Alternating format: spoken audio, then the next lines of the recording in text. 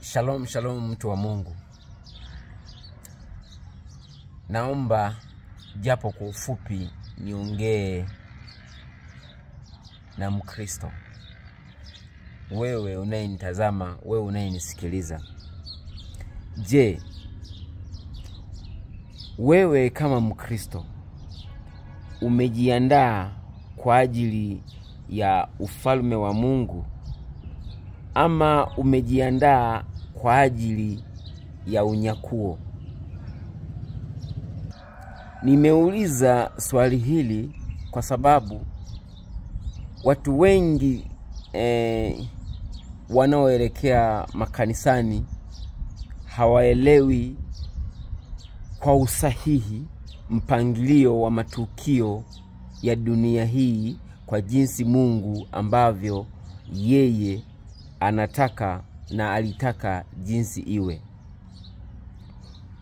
Wakristo walio wengi wanaamini kwamba hapa duniani ni maisha ya kupita, makao yao ni mbinguni. Lakini wasichokijua ni kwamba Mwenyezi Mungu alipoiumba hii dunia alikusudia, kwa mujibu wa kitabu cha Mwanzo sura ya kwanza mstari wa 26, kwamba ikaliwe na watu. Na hata kama ukisoma kile kitabu cha Isaya sura ya 45 kuanzia ule mstari wa 18 mpaka wa 23, kwamba aliiumba dunia hii isiwe ukiwa bali ikaliwe na watu. Sasa kwa akili za Wakristo walio wengi, wao wanajua kwamba hapa duniani tunapita tu, makao yetu ni mbinguni. Lakini mbingu, kwa mujibu wa kitabu cha Zaburi sura ya 115, ukisoma ule mstari wa 15 na ule wa 16, neno la Mungu linasema hivi: na mbarikiwe ninyi na Bwana aliyezifanya mbingu na nchi. Mbingu ni mbingu za Mungu, bali nchi amewapa wanadamu. Kwa hivyo sisi tumepewa nchi, tumepewa hii dunia, tuimiliki, tuitawale na vyote vilivyomo, dhahabu, madini yote, samaki, wanyama, ndege, kila kitu kiwe chini yetu. Mbinguni, kama tungekuwa tumekusudiwa kuwa mahala kule, Mwenyezi Mungu hakuwa na haja ya kutuumba sisi kutuweka huku chini. Sisi tumepewa huku tutawale, tumsaidie Mungu. Na ndio maana neno la Mungu linasema, kwa maana jinsi hii Mungu aliupenda ulimwengu hata akamtoa mwanae wa pekee, ili kila mtu amwaminie asipotee bali awe na uzima wa milele. Maana Mungu alimtuma mwanae ili ulimwengu uokolewe katika yeye. Kanisa ama ulimwengu limeshindwa au umeshindwa kumwelewa Bwana wetu Yesu Kristo, kusudi lake kubwa lililomleta hapa duniani. Wengi wanadhani kwamba alikuja kwa ajili ya kuhubiri wokovu wake, damu yake. Message namba 1 ya muhimu kabisa ambayo Bwana wetu Yesu Kristo alikuwa akiitangaza, akihubiri, ni kwamba tubuni, kwa maana ufalme wa Mungu umekaribia. Kwa hivyo kitu cha kwanza ambacho Bwana wetu Yesu Kristo alikuja nacho ni kwamba ni kuamsha ulimwengu kwamba tutafute kwanza ufalme wa Mungu serikali ya Mungu ije hapa duniani.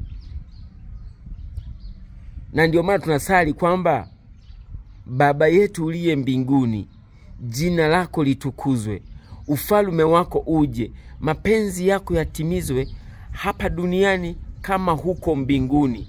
Utupe leo riziki yetu, utusamehe makosa yetu kama sisi nasi tunavyowasamehe wale wote waliotukosea, na usitutie majaribuni, lakini utuokoe na yule mwovu, kwa kuwa ufalme ni wako na nguvu na utukufu na hata milele. Sasa watu wanawaza kupaa kwenda mbinguni, wakati ufalme wa Mungu unatakiwa usimame hapa duniani. Na hata ukisoma kile kitabu cha Ufunuo sura ile ya 21, ukianzia ule mstari wa 1 mpaka wa 4, utagundua kwamba yani maskani ya Mungu yatakuwa pamoja na wanadamu hapa duniani. Yerusalemu mpya itakuja hapa duniani. Na hizo movement zinaanzia katika taifa hili la Tanzania. Na ndio maana sasa kupitia nabii wa Mungu Malaki ni kitabu kutoka katika Agano la Kale, kitabu cha mwisho kabisa. Miaka 450 Bwana wetu Yesu Kristo hajazaliwa, Mungu alinena na Malaki. Na mojawapo ya neno ambalo liliandikwa ni kutoka katika kitabu cha Malaki sura ya 4 mstari wa 5. Mungu anasema, angalieni nitawapelekea Eliya nabii kabla haijaja siku ile ya Bwana iliyokuu na kuogofya. Sasa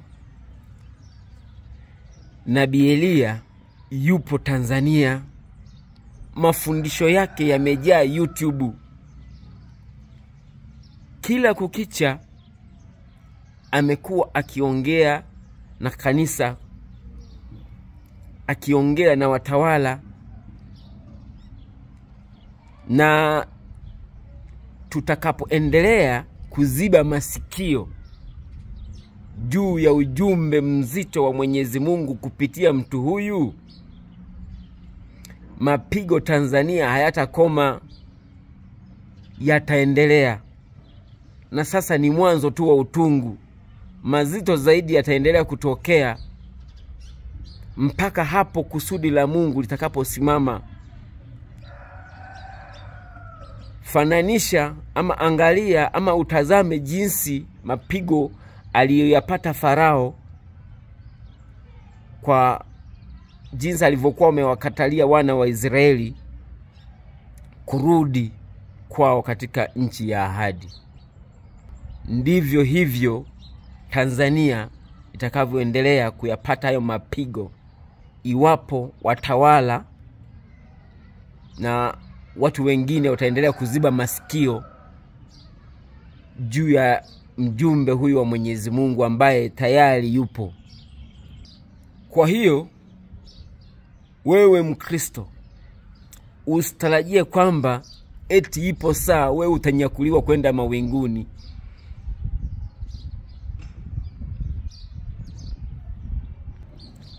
Unyakuliwe kwenda mawinguni kuikwepa dhiki kuu. Kama ni dhiki, mbona sasa tayari iko dhiki? Tumo katika dhiki za kisiasa, dhiki za kiuchumi, umasikini umetamalaki miongoni mwa watu, dhiki za ndoa, dhiki za magonjwa, dhiki za imani. watu walio wengi hawamjui Mungu wa kweli, muumba wa mbingu na nchi. Wanaabudu miungu ambayo isiyokuwa na nguvu. Kwa madhila haya yote, kwa tabu hizi zote, kama kungelikwepo na ule unyakuo wa kuelekea mawinguni, watu wangekuwa wamesha nyakuliwa, kama ule msemo wao kwamba mmoja atwaliwa mwingine aachwa. Tayari ingekuwa imeshakuwa hivyo. Elia yuaja, naye atatengeneza yote.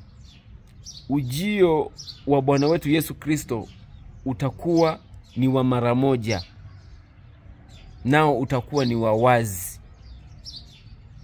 Na ndio maana anakuja hapa kutawala. Soma kile kitabu cha Ufunuo sura ya 20 yote ile. Zaidi ya miaka 1000 tutakuwa naye hapa. Sasa unaidanganywa kwamba unanyakuliwa kwenda mawinguni, huo ni uongo, umefunikwa ili usijue kusudi la Mungu la wewe kuwepo hapa duniani. Ilikuwa ni tafakari tu. Shalom, shalom mtu wa Mungu.